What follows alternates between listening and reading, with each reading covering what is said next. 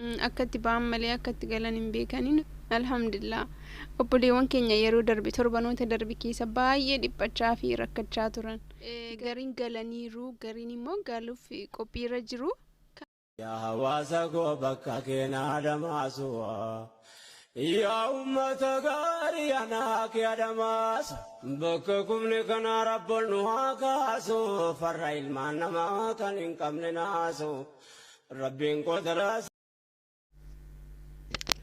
Assalamu alaikum wa rahmatullahi wa barakatuh.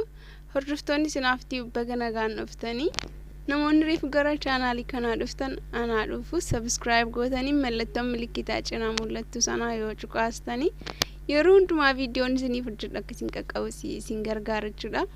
Namoonni turtanii na hordofaa jirtan galatooma. Arra waan natti dhagahame dhimma ijoollee obboleewwan keenya Saawud Arabiyaatti dararamaa turanii ilaalchisee waan natti dhagahame irraa haasa'uun dhufe jechuudha. Jechuun gammachuu koo ibsachuu fedheeti.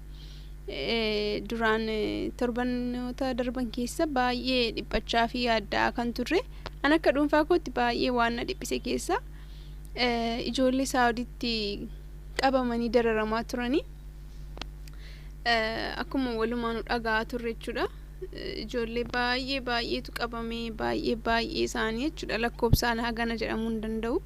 Baay'eedha yaani suni achitti dararamaa turanii kan mana hidhaa keessa duraan turanis akkuma jirutti ta'e ergasii kan itti dabalaman immoo baay'eedha jechuudha lakkoofsan qabu Riyaadis ta'e Jiddaas ta'e baay'eetu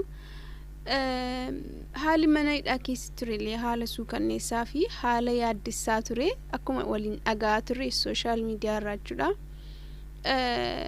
Baay'ee haalli isaa nama yaaddessaa namummaa namitti dhagahamu akiid yaaddaa'uun dhiisnuma nama yaaddessaa kanaaf ana alhamdulillah baga rabbiin nagaan isaan gashee warroota galanii rabbiin baga nagaan isaan gashee warroota galuuf jedhanis immoo rabbiin nagaan maatii isaaniitti isaan agashu namoota lubbuun isaanii darbesi immoo rabbiin jannata haalaatuu fi maatii isaaniif jajjabina haalaatu jechuun barbaada. Akkatti ba'an malee akkatti galan hin beekani nuti hundi keenya warri siddatii irra jirru akkaataa itti gallu hin beeknu egaa rabbumatu beeka. Kanaaf rabbiin hunda keenya nagaan maatii keenyatti nu haa deebisu. Baay'ee na gammachiise gaafan viidiyoo isaanii argu viidiyoo isaanii gaafan argu yookiin feesbuukii irratti gaafan argu baay'ee tokko na gammachiise. Gammachuusaa kana jedhee himullee hin danda'u baay'ee agas kan jedhamne na gammachiise alhamdulillah. Rabbiin dararaa sana keessaa cinqii sana bulluqa mana hidhaa yaani cinqii baay'ee jira mana hidhaa keessa. Mana hidhaa jechuun salphaa miti. Keessumaa immoo haala amma isaan keessa turan haala yaaddessaa ture. Kanaaf baga rabbiin isaan gashee nagaadhaan jechuun barbaade.